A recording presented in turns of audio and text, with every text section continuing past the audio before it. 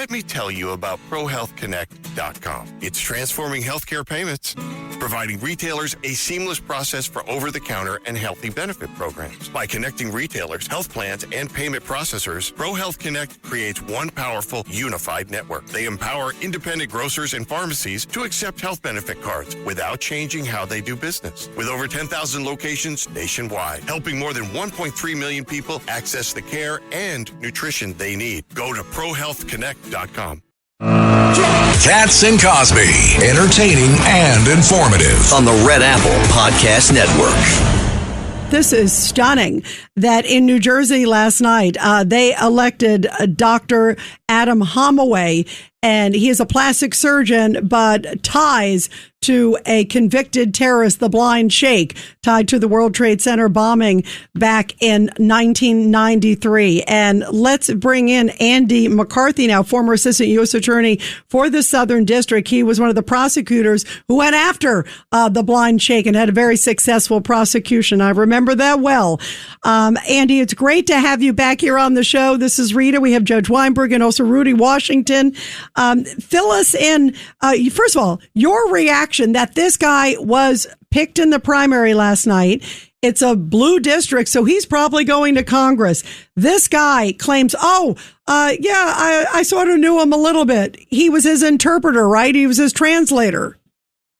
Yeah, I take some comfort, Rita, in that, he won with 28% of the vote in a crowded field, so it's still possible to say 72% of people voted against him in a contest where this had gotten attention. I wrote about it in early May, and Judge Mukasey, who tried our case, wrote about it in the Wall Street Journal around the same time. So it's not like this didn't get attention.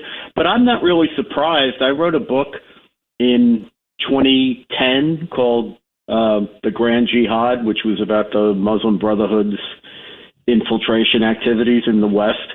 And there's been a long-standing set of alliances between the hard left of the actually left-wing parties in the West in general, but the Democratic Party in the United States and Islamists. It's gone on for quite a long time, and we see a lot of Islamist organizations that demonstrate with Democratic causes, argue for Democratic causes. It's not all that surprising to see, unfortunately. Walk us through what this guy's connection to, again, with the Blind Sheikh, and remind everybody of the role of the Blind Sheikh, too. Well, yeah, I think it's important, Rita, probably to the most important stuff with Hamawi happened in 1991. He took a trip to Detroit with the Blind Sheikh and with a government informant. That's what his testimony was about. It's also important to understand he voluntarily testified for the defense. It's not like I subpoenaed him as the government lawyer to come in and testify as a hostile witness. He volunteered to testify.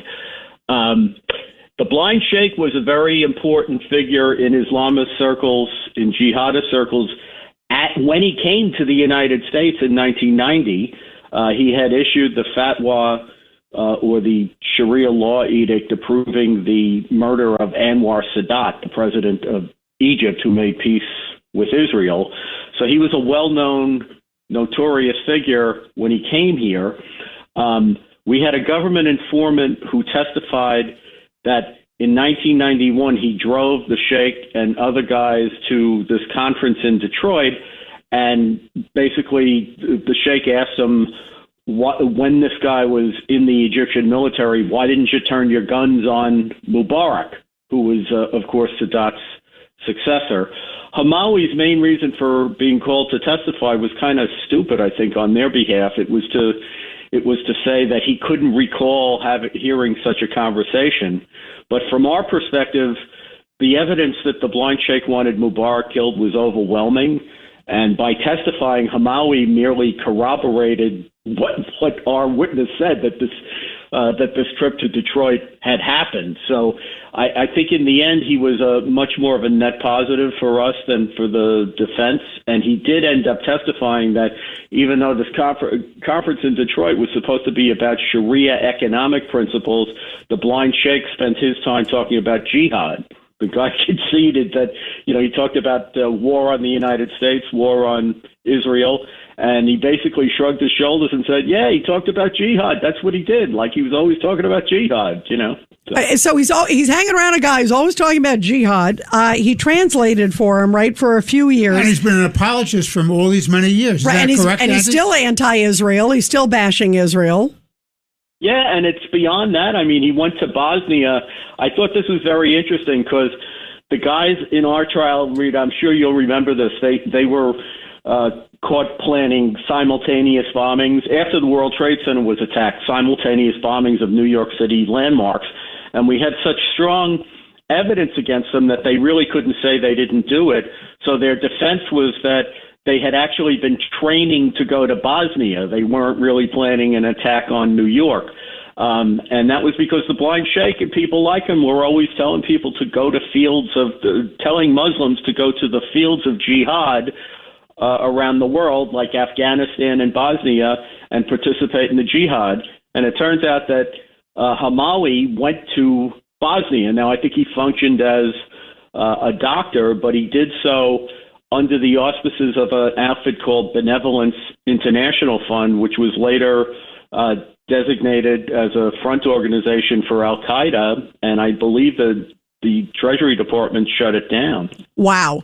Andy, that is stunning details. You got to come back on again because sadly this guy is now the primary winner. What we have to look at, Andy, is how we stop this fellow from being seated in the Congress if he gets elected in November.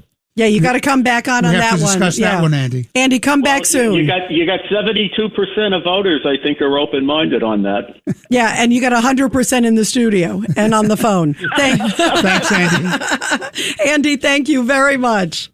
Almonte's Key Food, proudly serving communities throughout Brooklyn, Queens, and Long Island for over 30 years. When you shop Key Food, you'll always find fresh products, great weekly specials, and exceptional personalized service. Visit at any of their Key Food stores at 8235 153rd Avenue, Lindenwood, New York, 935 Rosedale Road, Valley Stream, New York, and 6620 Avenue U, Brooklyn, New York.